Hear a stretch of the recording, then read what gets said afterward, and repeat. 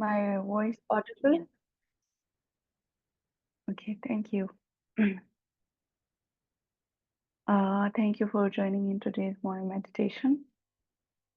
And first, let us take three long breaths, deep breaths.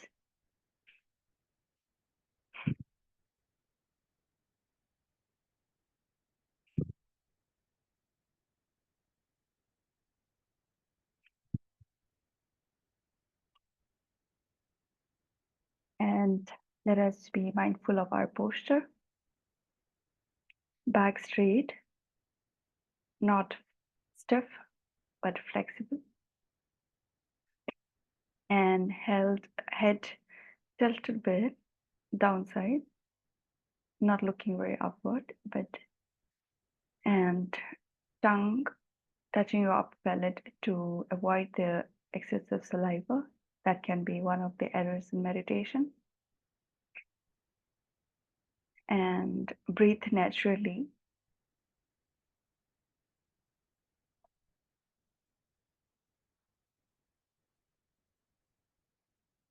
And hands right in your left palm and keeping in restful state at your lap. And I would encourage, if you don't have knee problem or back problem, to sit in a cross-leg position so that slowly ourselves to train to meditate in this lotus posture. But if you have like a knee problem or back problem, you can do it in a chair or you can have a back support, but still keeping the back straight.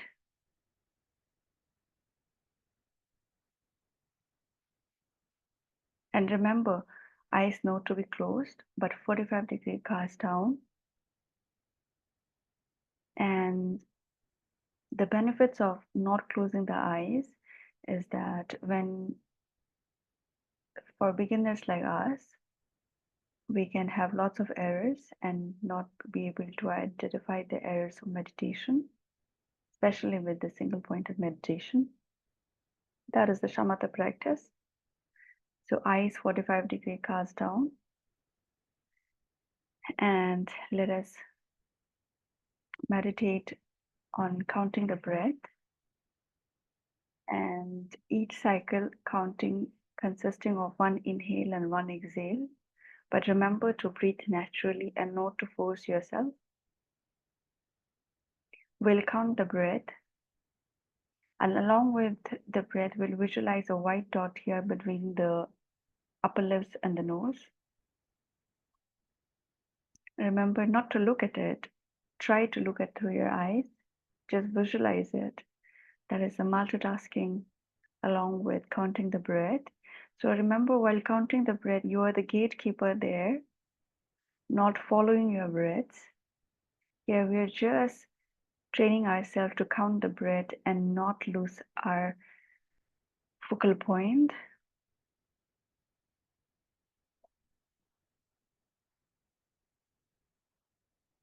Okay, let's keep in mind, and let's do meditation for 2 minutes.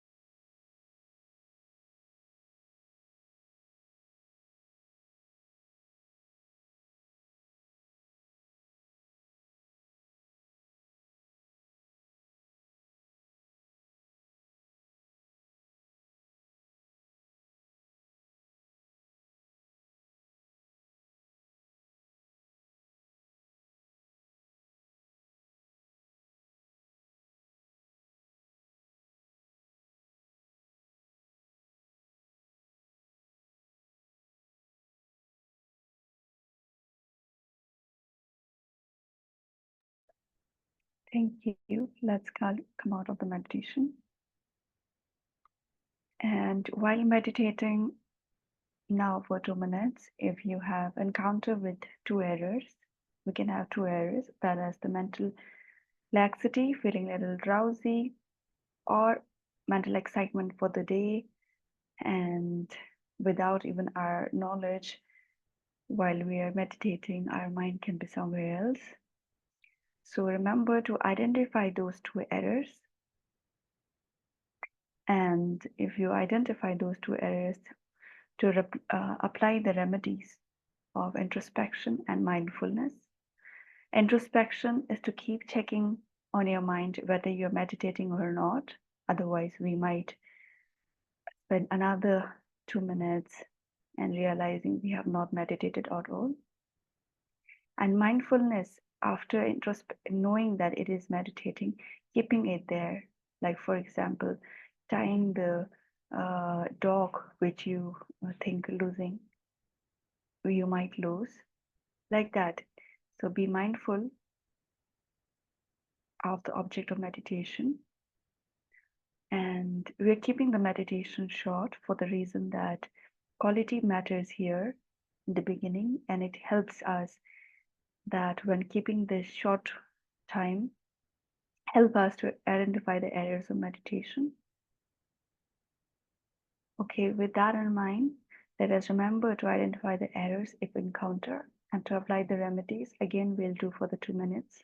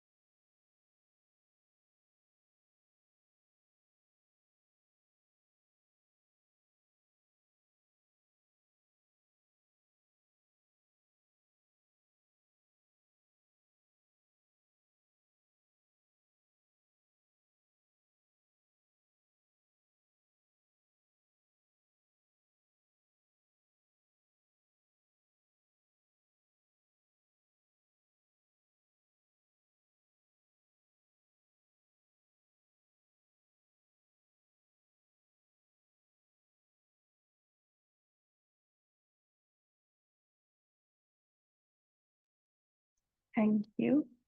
Let us come out of the meditation. And I hope this time you could identify your errors if it was there and could apply the remedies.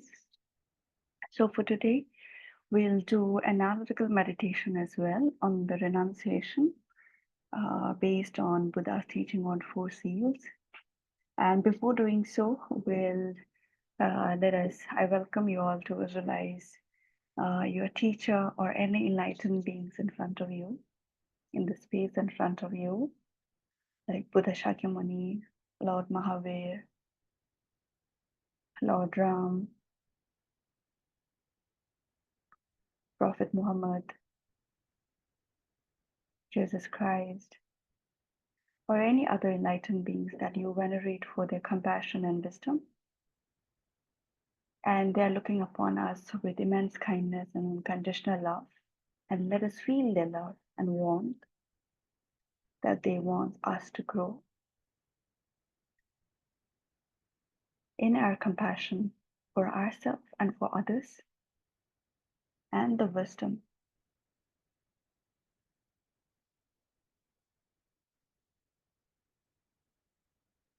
And along with that, let us visualize our two kind parents and your friends, your family members, your relatives, whole citizen of India, and all sentient beings on this planet Earth, along with us engaging in such practices today. At this time, you are leading them in this with unconditional love and kindness. And they're feeling your warmth, your love for each and every one, leaving none aside, even the animals, the flies, the insects, the fish. And the purpose for engaging in such practices to manifest our true nature that has the capacity to gain infinite happiness and to become fearless.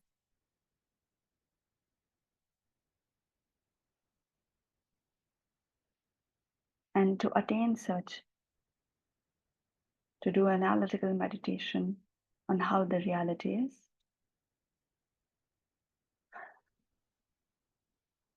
Okay, by keeping that in mind, let us be in meditative posture once again. And this time I'll guide the meditation. And while guiding it, just flow with it. Don't correlate with your earlier understandings. After the meditation, you can do correlate. Just flow with it and see whether it's true or not.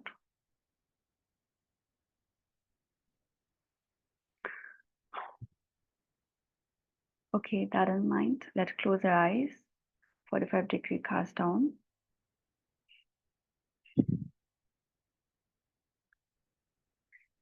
Here, the practice of renunciation. Renunciation is not to renounce the happiness, it is to renounce our miseries.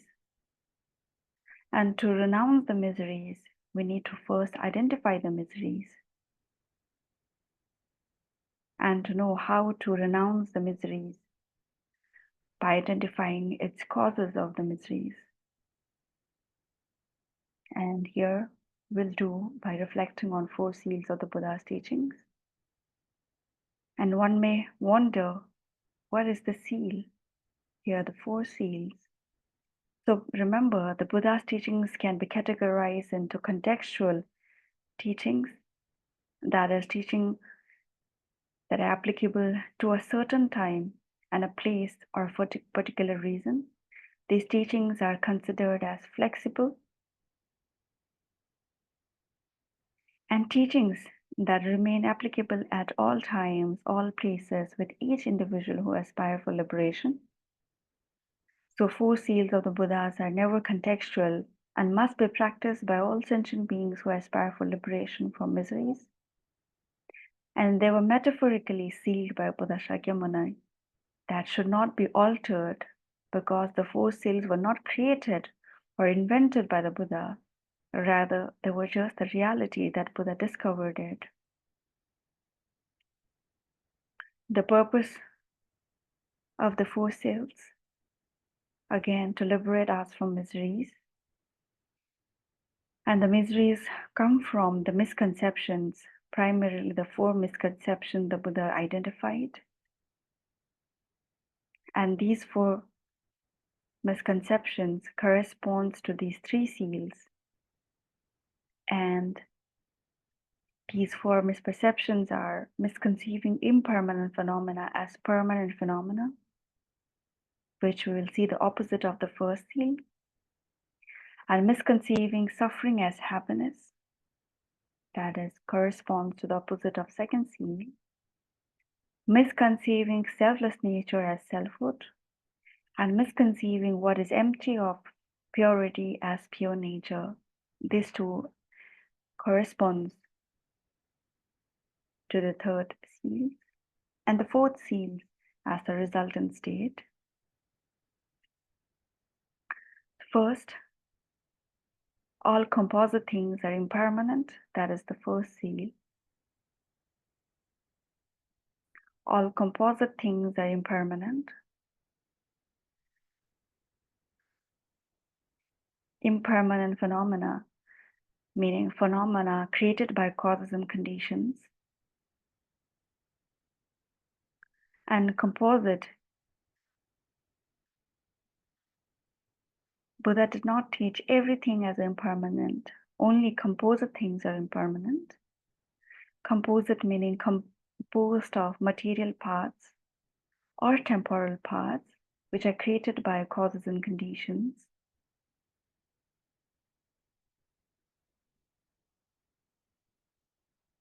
For example, a mug, a table, a chair.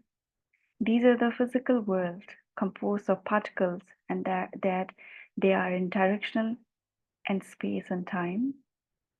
And for example, mind, that is composed of temporal segments that exist in time but not in directional or spatial. So these are the composite which Buddha taught are impermanent. Impermanent characterized by momentariness of all substantial phenomena, something which keeps changing, which can be seen on two levels, gross impermanence and subtle impermanence. Gross impermanence, any substantial phenomena whose continuum comes to an end or terminates. For example, our youth, our teenage has gone now. It has come to an end. The year 2023 has come to an end.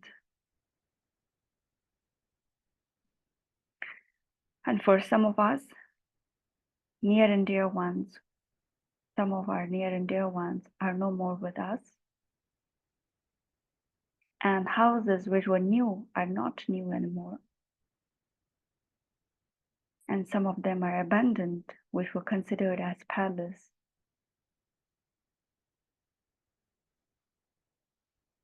Yesterday's sunrise and sunset, that has also ceased. So all this gross impermanence will come and go, that is, continuum will come to cease. And we can also visualize that from 100 years from today, that is just one day born child from the 100 years will no longer on this earth.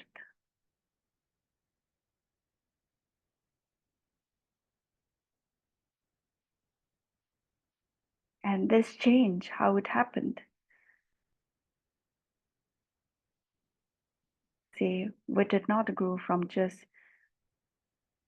a young born child to today this grown up, because the change was happening on the momentariness, that is the subtle impermanence.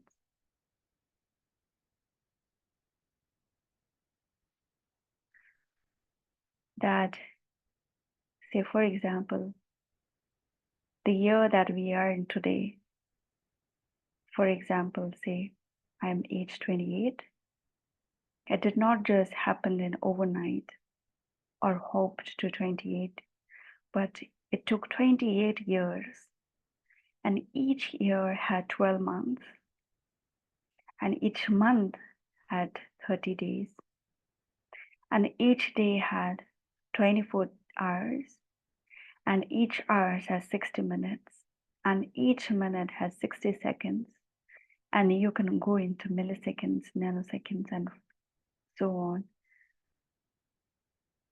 So it is changing every moment so fast. So fast that if you put on a timer, for example, you won't be able to identify, yes, it can be a little scary. This is the reality with Buddha discovered it.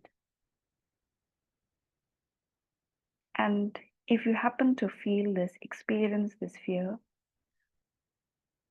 we're very meritorious that we are now looking at the reality that things that which seem static, it's not static. The reality is it's changing every milliseconds to seconds to minutes.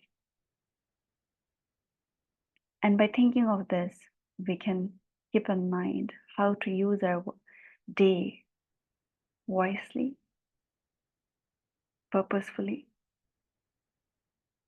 in helping yourself to grow and others to grow.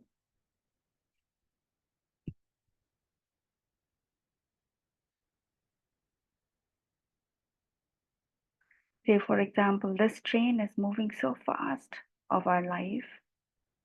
Faster the train, the more fear that where it is taking us.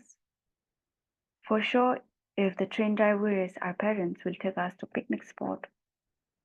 But the driver is terrorist. It will take us to slaughterhouse. So scary. So in our case, that changing so fast, the driver is the mind. So this mind, if it's in the influence of contamination, it will take us to suffering. That is the second seal Buddha taught.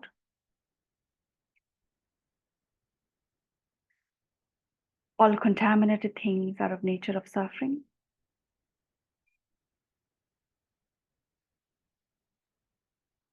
That if our mind is contaminated by afflictions and by karmas, contaminated karmas, it will definitely give rise to suffering, the unpleasantness, the unease.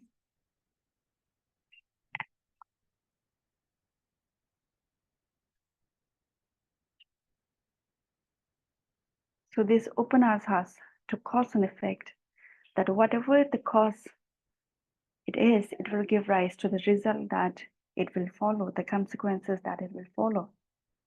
Like Ayanagarjuna taught, ceasing of karmas and affliction is nirvana. Karmas and affliction arise from conceptual thought. This arise from mental elaboration of grasping a true existence. Elaboration ceases or into emptiness.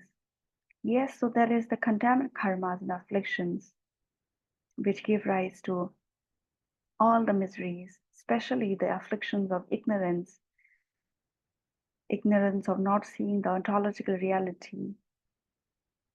That is self-grasping ignorance, grasping everything as independent, existent, and something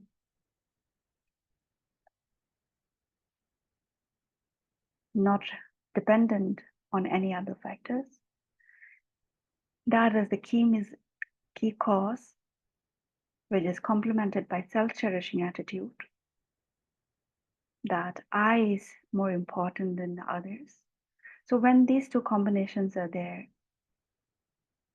invariably the miseries is going to be followed. What is misery? The misery, that the unpleasantness that we feel, or see the loss of freedom. What loss of freedom? Though we don't want pain, though we don't want any disturbance in our life, though we don't want anything to go without our plan, but it does go. That is the loss of freedom. That is the misery. Even though we don't want any miseries, separation for our loved ones, there is no freedom in it. Or in our own anger, though we don't want, there's still no freedom in our own emotions, which leads to misery.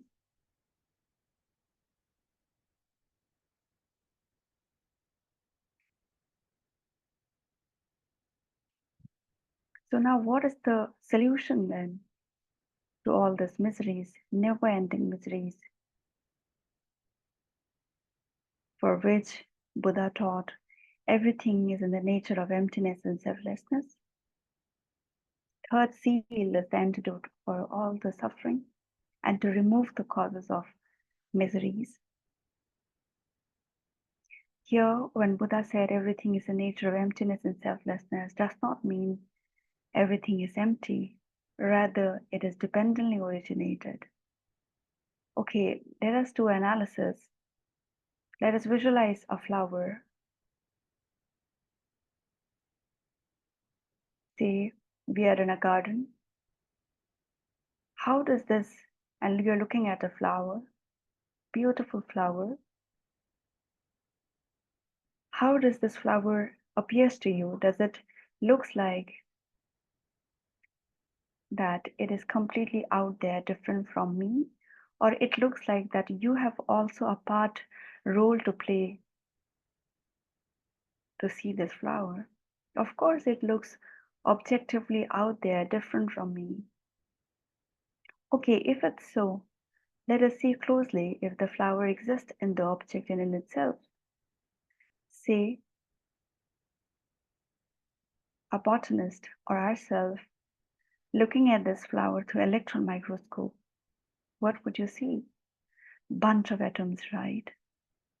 That is known as the ultimate analysis, crossing the border of conventional analysis.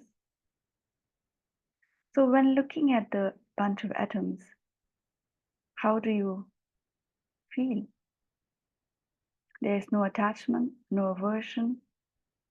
Yes. And do you agree that that is the reality of the object, that in this atoms, the flower disappears? None of the atom is flower. But when you come out of the ultimate analysis, that is looking at the flower from the distance, again the flower comes back. How? Now you're looking at the flower. Yes, from the object in and itself does not have a substance, so say I am flower, but it is us, you, subject that is the flower. So that is the subjective role has part to play to say this is flower.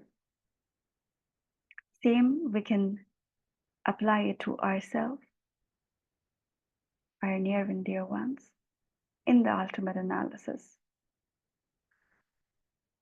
Then that object disappears, and you realize that it is my own subjective designation. And remember here, if you think that nothing exists, then you fall into nihilism. But it is not nothingness, it is dependently originated. More you understand the emptiness, more you understand the dependent origination. That is the correct understanding of the third seal. By correctly understanding the dependent origination, you respect the conventional functionalities more, and thus you spread love and affection to yourself, to your family members, to your relatives, and do something which is beneficial to all the citizens of the world, all sentient beings of the world. Now, the peace that you felt with ultimate analysis, that is the fourth seal Buddha taught. Transcending sorrow is peace.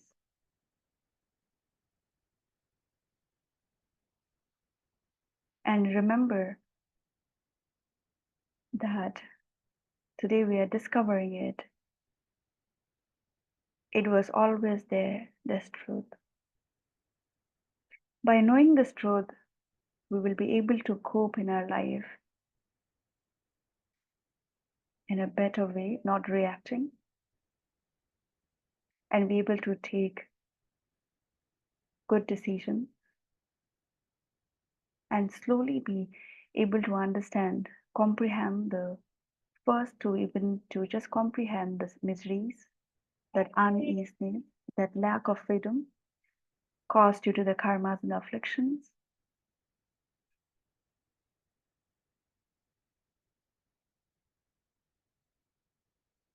and which again now will take us to the remedies, which is the third seal. Okay, Now, the love and affection that you felt towards all sentient beings, by looking at the dependent origination, let's transform that mind into the moon, say diameter of 1 centimeter or 1.5, sitting at your heart in a horizontal way. That is the most beautiful mind one can have, not a narrow mind, but openness to all sentient beings. And the wisdom that you realize with ultimate analysis, that is nothing there from the objective side, that is the empty nature of the objective existence, emptiness of objective existence. That is the most fearless mind. Transform that into a Vajra, white Vajra of a thumb size, sitting on the moon vertically. Now you have the two most beautiful mind, and let us feel joy of having this.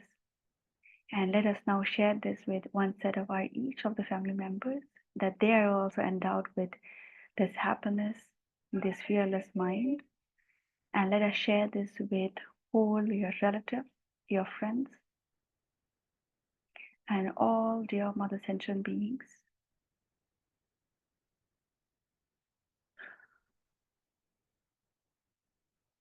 And remember, in the beginning, we visualize all the teachers and enlightened beings, and they're still observing us, they're looking upon us. And now they are so happy and joyous. We are taking such engagements. So, with that in mind, let us dedicate today's practice for the benefit of all sentient beings, that everyone in this world realize this reality and have the peace of mind and dedicate for your own self growth with your compassion and your wisdom. And let us again and again study, reflect, and meditate to remove the causes of the miseries. With that in mind, I welcome you all to come out of the meditation. Thank you, everyone, for joining today's meditation.